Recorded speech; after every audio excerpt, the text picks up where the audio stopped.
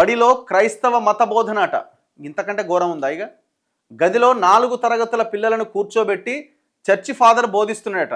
దగ్గరుండి సహకరించిన principal Mary అట. ఏం అన్యాయం ఇది? చదువు చెప్పాల్సిన పిల్లలకి భవిష్యత్తును తీర్చిదిద్దాల్సిన స్కూల్లో ఇట్లా మత బోధకులు వచ్చి పాఠాలు చెప్తుంటే ఏమన్నా ఉందా? చివరికి నిర్ధారణ కూడా అయిందట. ఇదేం తప్ప అవునా కాదా అని అనుకోవడానికి కూడా వీల్లేదు. వర్ధన్నపేటలోని ఒక ప్రైవేట్ స్కూల్లో ఘటన. వీడియో బయటకు, ప్రిన్సిపల్ తత్తరపాటు. పిల్లలకు స్పెషల్ క్లాసులని ఒక మాట, వారంతా క్రైస్తవ విద్యార్థులే అని మరో మాట. విచారణకు ఆదేశించిన జిల్లా విద్యాశాఖ అధికారి. మత ప్రచారం నిజమే అని నిర్ధారించిన ఎంఈఓ. పాఠశాల గుర్తింపు రద్దు చేయాలని డిమాండ్ చేసిన ఏబీవీపీ. ఇమీడియట్గా రద్దు చేయాల్సిందే, వెనక ముందు ఆలోచించకుండా రద్దు చేయాల్సిందే.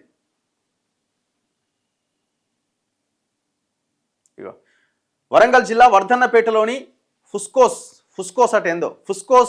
స్కూల్ అనే ప్రైవేట్ స్కూల్లో విద్యార్థులకు క్రైస్తవ మత బోధనలు, వారి ప్రార్థనలు చేయించిన తాలూకు వీడియో బయటపడ్డది. ఈ ఘటన స్థానికంగా తీవ్ర కలకలం సృష్టించింది. బడిలోని 1, 6, 8, 9 తరగతులకు చెందిన 20 మంది పిల్లలను ఒకే క్లాసులో కూర్చోబెట్టి ప్రిన్సిపల్ మేరీ సమక్షంలో చర్చి ఫాదర్ వేషధారణలో ఉన్న వ్యక్తి మత బోధన నిర్వహిస్తున్నట్టుగా ఆ వీడియోలో ఉన్నది. శుక్రవారం ఉదయం బడి గంట కొట్టగానే మొదటి పీరియడ్కు కేటాయించిన సమయంలో చర్చి ఫాదర్ పిల్లలకు ఈ మత బోధనలకు సంబంధించిన క్లాస్ తీసుకున్నట. తాము చేసే పనుల్లో, భోజన సమయాల్లో ప్రేయర్ చేయాలంటూ పిల్లలకు ఫాదర్ చెబుతున్నట్టుగా ఆ వీడియోలో ఉన్నది. ఈ ప్రార్థనలు చేయించినట్టుగా చెబుతున్న వ్యక్తి ఆ బడికి ఆనుకొని ఉన్న చర్చిలోని ఫాదర్ అని, ఆయన పేరు చిన్నపురెడ్డి అని స్థానికులు చెప్తున్నారు.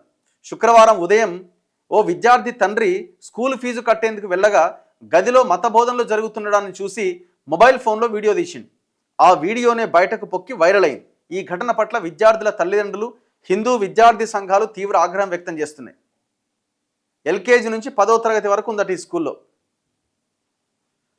బడిని క్రైస్తవ మతానికి చెందిన యాజమాన్యమే నిర్వహిస్తున్న అన్ని మతాలకు చెందిన దాదాపు 500 మంది పిల్లలు ఉన్నారట. ఏం దారుణం ఇది చెప్పండి.